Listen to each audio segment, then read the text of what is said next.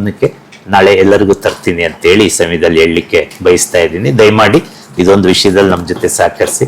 ಮತ್ತೆ ಇದೆಲ್ಲದರ ಜೊತೆಗೆ ಈಗಾಗಲೇ ಕೃಷಿ ಮೇಳದ ಬಗ್ಗೆ ತಾವೆಲ್ಲ ಸಾಕಷ್ಟು ಸ್ಟೋರಿಗಳನ್ನ ಮಾಡಿದ್ದೀರಾ, ತಂತ್ರಜ್ಞಾನಗಳನ್ನ ಕೊಟ್ಟಿದ್ದೀರಾ. ಇದರಿಂದ ರೈತರಲ್ಲಿ ಸಾಕಷ್ಟು ಕ್ಯೂರಿಯಾಸಿಟಿ ಅವರಿಗೆ ಆಗಿದೆ. ಇವರು ಭಾಗವಹಿಸ್ತೀವಿ ಅಂತ ಹೇಳಿ ಎಲ್ಲಾ ಕಡೆನೂ ನಾವು ಈಗಾಗಲೇ ಪಬ್ಲಿಸಿಟಿ ಕೊಟ್ಟಿದ್ದೀವಿ.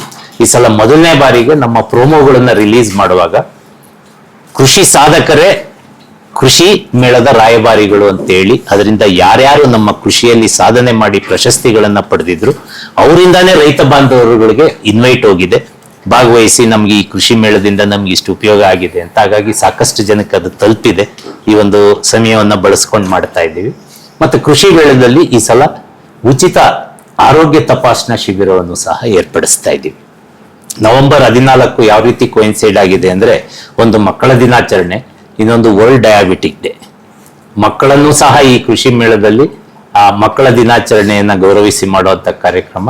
ನಂತರ ವರ್ಲ್ಡ್ ಡಯಾಬಿಟಿಕ್ ಡೇ ಆದ್ರಿಂದ ಈಗೆಲ್ಲ ನಿಮಗೆ ಗೊತ್ತಿದೆ ಡಯಾಬಿಟಿಕ್ ನ ಹಾವಳಿ ಎಷ್ಟರ ಮಟ್ಟಿಗೆ ಜನಗಳ ಆರೋಗ್ಯದ ಮೇಲೆ ಆಗ್ತಾ ಇದೆ ಅಂತ. ಹಾಗಾಗಿ ಅವತ್ತಿನ ದಿನ ಆ ಆರೋಗ್ಯ ತಪಾಸಣಾ ಶಿಬಿರವನ್ನು ಸಹ ಉಚಿತವಾಗಿ ವಿವಿಧ ಹಾಸ್ಪಿಟಲ್ಸ್ ಮತ್ತೆ ನಮ್ಮ ವಿಶ್ವವಿದ್ಯಾನಿಲಯದ ಹಾಸ್ಪಿಟಲ್ ಮೂಲಕ ಅದನ್ನ ನಾವು ನಡೆಸ್ಕೊಡ್ತಾ ಇದ್ದೀವಿ. ಹಾಗಾಗಿ ಬಂದಂತ ರೈತ ಬಾಂಧವರು ಸಹ ಅದನ್ನ ಉಪಯೋಗವನ್ನ ಪಡಿಬಹುದು. ಆಮೇಲೆ ಇಷ್ಟು ದಿನ ಏನಾಗ್ತಾ ಇತ್ತು, ಈ ಕೆಲವು ತಾಯಂದಿರು ಬಂದಾಗ ಬ್ರೆಸ್ಟ್ ಫೀಡಿಂಗ್ಗೆ ತೊಂದರೆ ಆಗ್ತಾ ಇತ್ತು, ಅಲ್ಲೆಲ್ಲೂ ನಾವು ಪ್ರಾವಿಷನ್ ಮಾಡಿರ್ಲಿಲ್ಲ.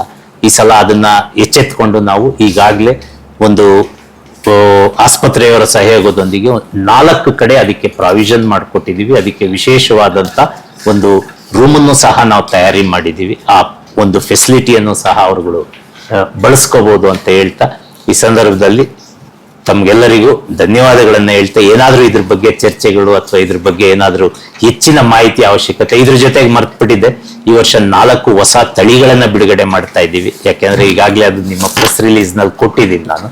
ಅದರಲ್ಲಿ ಮೇಜ್ ಮೆಕ್ಕೆಜೋಳದ ಬಗ್ಗೆ, ಮುಸ್ಕಿನ್ ಜೋಳದ ಬಗ್ಗೆ, ಮತ್ತೆ ಪ್ಲಸ್ ಒಂದು ಅಲ್ಸಂದೆ ತಳಿ ಬಗ್ಗೆ, ಮತ್ತೆ ಸೂರ್ಯಕಾಂತಿ ಒಂದು ಬಾಜ್ರಾ ನೇಪಿಯರ್ ಗ್ರಾಸ್ ಮೇವಿನ ತಳಿ ಬಗ್ಗೆ 4 ಹೊಸ ತಳಿಗಳನ್ನ ನಾವು ಬಿಡುಗಡೆ ಮಾಡ್ತಾ ಇದ್ದೀವಿ ರೈತರ ಉಪಯೋಗಕ್ಕಾಗಿ.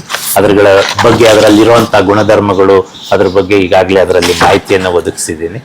ಇದ್ರ ಬಗ್ಗೆ ಏನಾದರೂ ಚರ್ಚೆ ಅಥವಾ ಪ್ರಶ್ನೆಗಳಿದ್ರೆ ದಯಮಾಡಿ ಕೇಳಿ.